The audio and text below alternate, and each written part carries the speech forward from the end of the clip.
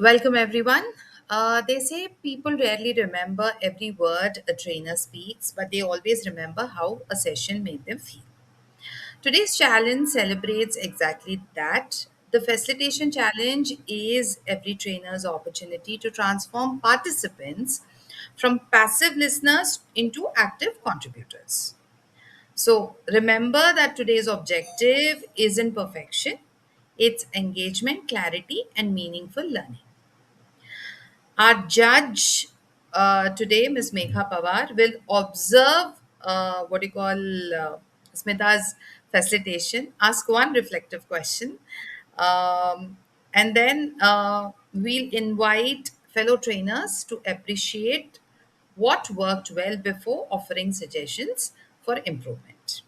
So let's make learning interactive, memorable, and enjoyable. All the very best to Ms. Smita Rajans over here, who is going to take us deeper into facilitation. So over to you, Smita. Hello, everyone. How are you all? Good. Good, Definitely good. fine. That's good. Nice to hear you that. Now, when we work at any place, there are some responsibilities that we get.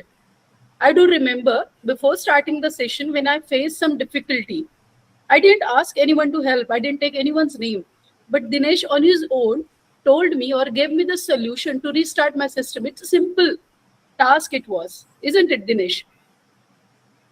To start it. Yes, indeed. Right? Yes, So indeed. that is without asking. I didn't give the authority to anyone, but that was the act you have done. That is called as responsibility. Before starting my session, let me take you in the scenario today. First of all, I think my screen is visible to everyone. Yes. Okay. Now, there is a scene on the screen. Your team has an important client presentation in 30 minutes. The team leader is unreachable, one colleague is absent, and the presentation contains several errors. You're not a leader. What will you do? There are four options. I request you to type the correct option or whatever you feel the option is correct, or what will you choose that option to type in the chat box. Option A, wait for instruction. Inform everyone that it isn't your responsibility. Yeah, before reading the options, I could get the answers into. That's very good. Thank you, Megha. Thank you, Dinesh. Now, what? Let me tell you why. May I know why did you choose? Can Yeah, it you, is. okay, can you just repeat Yeah, it once because I couldn't hear it properly? See, this is a scenario, and there are four options on the screen. Yes, yes. All that I listened after that. Which option will you choose? C. If you are there, you're not the leader. What will you do? C. What is C? Yes, thank you. Thank you, Radhika. So, may I know why C?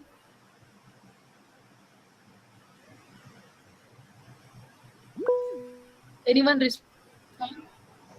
Mega? so Being a basically, Yes. part, uh, okay, being a part of the team, it's my responsibility that instead of waiting for the leader, for the other colleagues, I should take the ownership and I should try to solve the problem, whatever it is, because I'm also part of that team. So it becomes my responsibility also.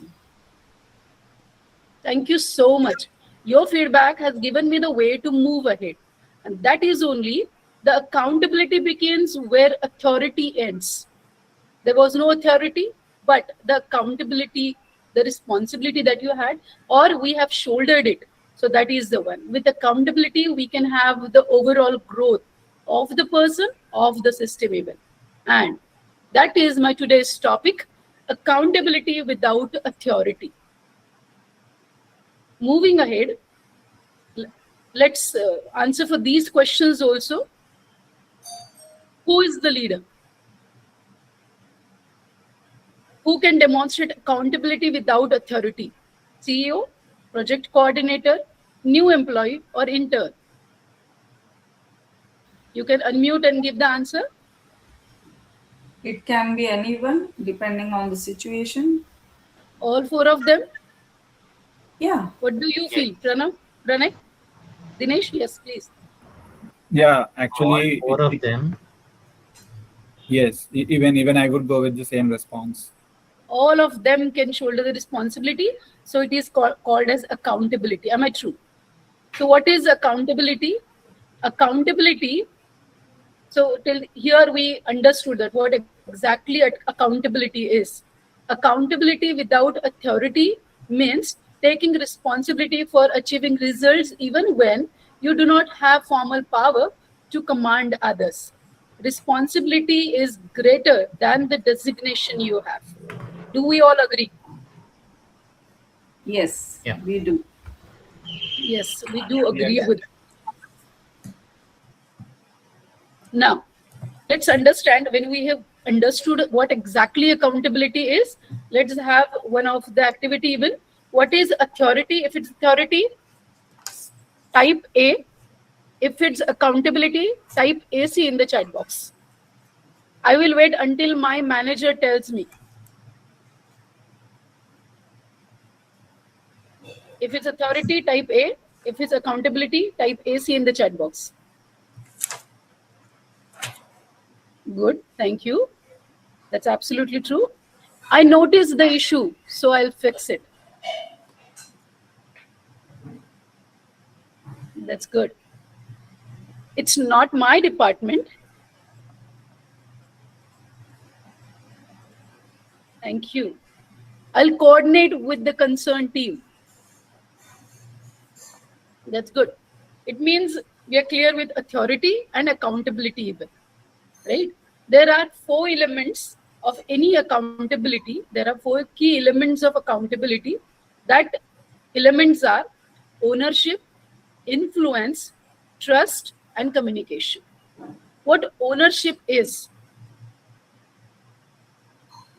When we take the responsibility on our shoulders and we work on that, it is called as ownership. Ownership means taking responsibility for the outcome instead of waiting for someone else to act. It is the attitude of saying, if I can contribute to the solution, I'll step forward, where we most of us have even demonstrated in our task.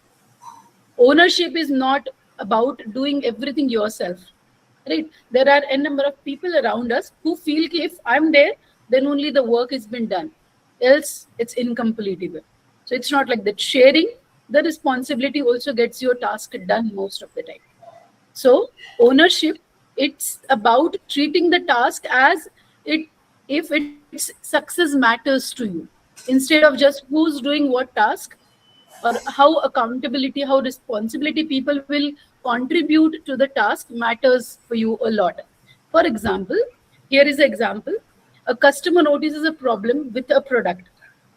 Although it belongs to another department, you connect you connect the customer with the right team and follow up until the issue has been resolved. You didn't own department, but you owned the responsibility. That is called as ownership, and that is the most important key element of accountability, having ownership, right? And it comes through hierarchy, as our team leaders, as our managers treat us, and it comes by the practice even. Ownership changes the question from whose job is it to how can I help. So that is called as ownership. Second is influence. Influence is the ability to inspire, and inspiring others, it's not a night show. Okay, one night before, if I'll start doing it and I'll be able to. No, will require some time for that. That people need to understand. And for that, if you want to really influence others, you need credibility, you need respect, we need knowledge, we need positive relationships even. For example, a project member convinces colleagues to meet a deadline by explaining its importance, as we had the example in giving feedbacks even. by appreciating their efforts and offering support, not by giving orders. That is called as influence. And that is built after, sometimes, after the acts, powerful acts that you do. And when you demonstrate the same thing in front of your team, then only it can be happen. Authority may get compliance, but influence earns commitments. Next is trust. Again, trust is gained. What exactly the trust is? Trust is the confidence others have that you are reliable, you're honest, and you are dependable. When you get it, it also is a time consuming, but once you get it, you could not lose that way. Without trust, people may not obey your authority, even, right?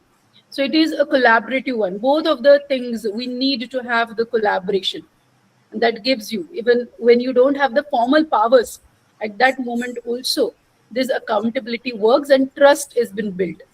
Trust grows when you keep your promises consistently, when you are honest consistently, you stay consistent. As I'm adding it to the previous sentences even.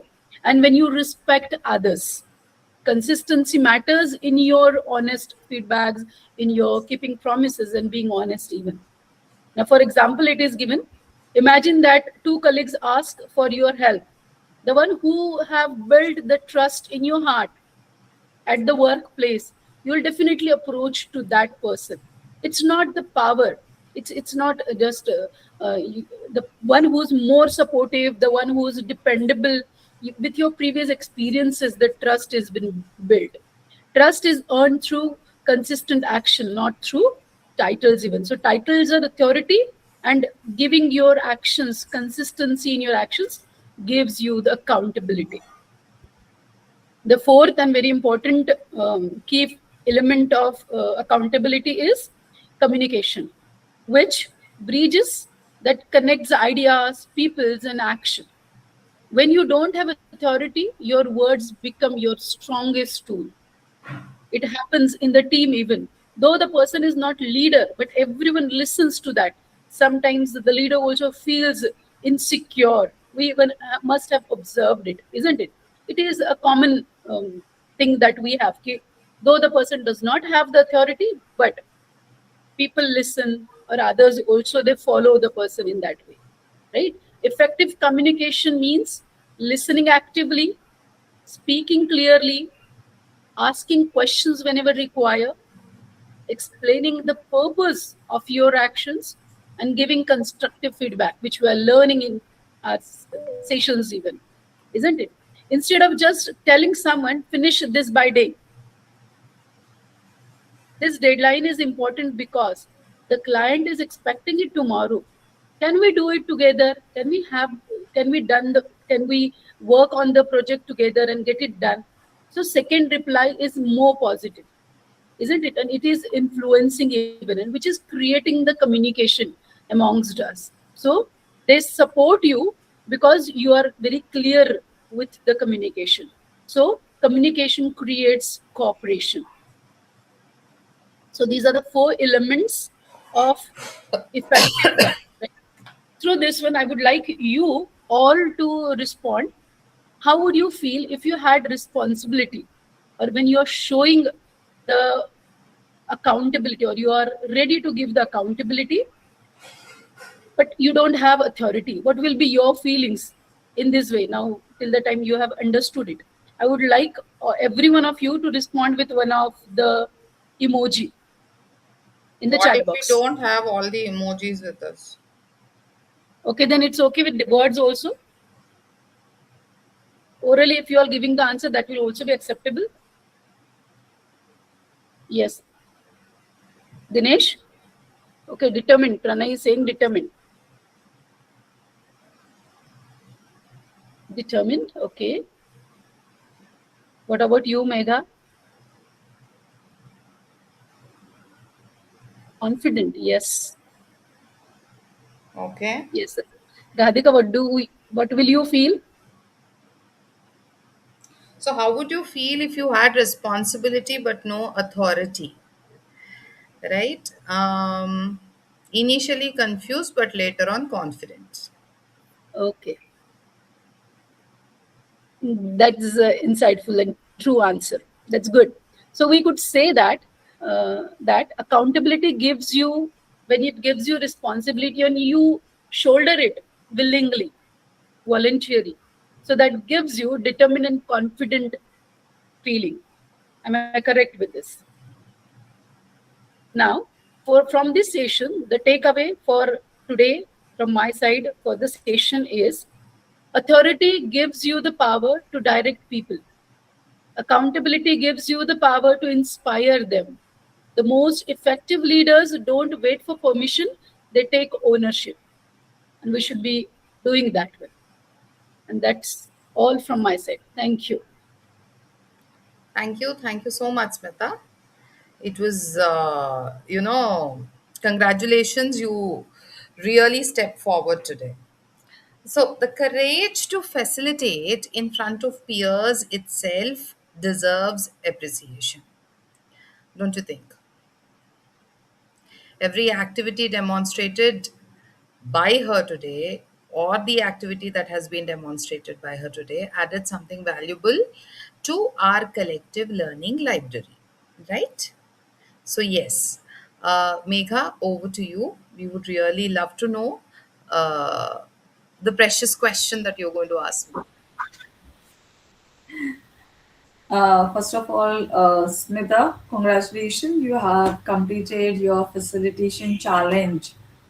Now, my question to you is while you were giving this facilitation, when you were conducting this, at what moment you felt that you were you felt that connection, or I should say, you were mostly connected with the audience? Where you felt that during this uh, facilitation when you were giving this? I felt the connection when the activity was conducted, when I was expecting the reply from the participants, and when I'm getting the reply in a positive way, when I'm as I expected. So I felt, yes, I'm connected with them. Okay. Oh, thank you. Okay. Yes, Dinesh? So, thanks, Smita, for something insightful, sharing accountability, authority, and responsibility.